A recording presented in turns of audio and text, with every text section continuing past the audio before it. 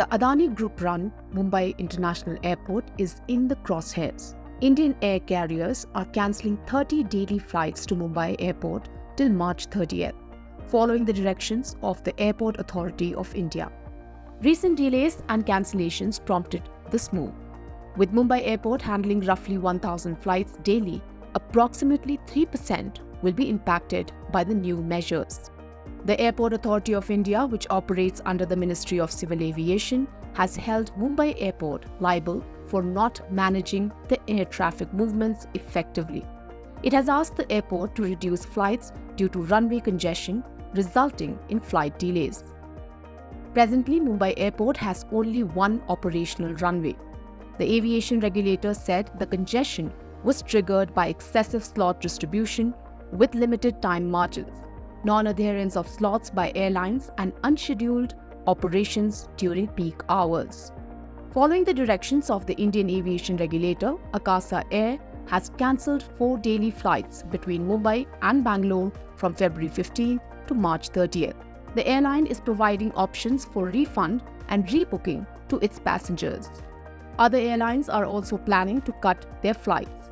SpiceJet has confirmed the same without specifying the number of flights. Aviation pro Shakti Lumba analyzes the reason behind the delays. That is one crucial issue, is shortage of rated air traffic controllers, which is causing cancellation of flights because the existing people cannot cope with the workload. That's one aspect. The second aspect is the country lacks a slot management system. We have a slot allocation system. Industry voices say airlines file their summer and winter flight schedules with multiple airport authorities well in advance, but changes in slot allocation take place on the ground, leading to congestion. Since there's no slot management, there is total chaos in the system. Especially when morning, evening flights, when all the flights are clustered together within 5 minutes of each other, and all arrival departures are fudged on paper. Well, the flight will leave whenever he can leave. So this dishonesty has to stop. And there have to be more. There should be more transparency in the system. It's a very opaque system. According to a survey by social media community platform Local Circles, 69% of Air India and Vistara passengers and 59% of SpiceJet passengers reported flight delays. Passengers at airports like Delhi, Lucknow and Kozhikode were stranded, with many citing a lack of prior cancellation notice. This raises questions about potential capacity issues at Indian airports. You need more runway capacity. In Bombay, Santa Cruz, there's no place to make another runway. That's why Navi Mumbai is coming up. Although Delhi has 4 runways, out of which 3 can be used concurrently, they only use 1. Why? Because there's an air traffic controller problem. But Jewar is coming up. So then the long-term solution is train more than you require air traffic controllers. According to the data from analytics firm Cerium, Akasa Air and SpiceJet operate 54 and 34 flights per day to and from Mumbai. Further, Air India and Indigo operate around 370 flights and 163 flights every day, respectively, from the airport. This makes Mumbai the busiest airport in India. Will the cancellation of numerous flights under March 30th lead to an increase in airfare? A natural consequence, I would say, that once you cut down capacity at very short notice, it leads to rise in fares. So passengers will be impacted.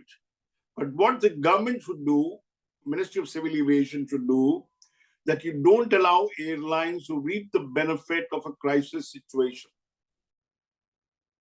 Do not allow them to raise fares beyond a certain point. You have the average for the previous week, the previous fortnight. Bring them on board and tell them, look, the capacity shortage is being created because of a certain constraint. Now, you can't reap a windfall on account of it because the passengers would be clamoring for the seats As it is, most airlines have been clocking 90% plus load factor.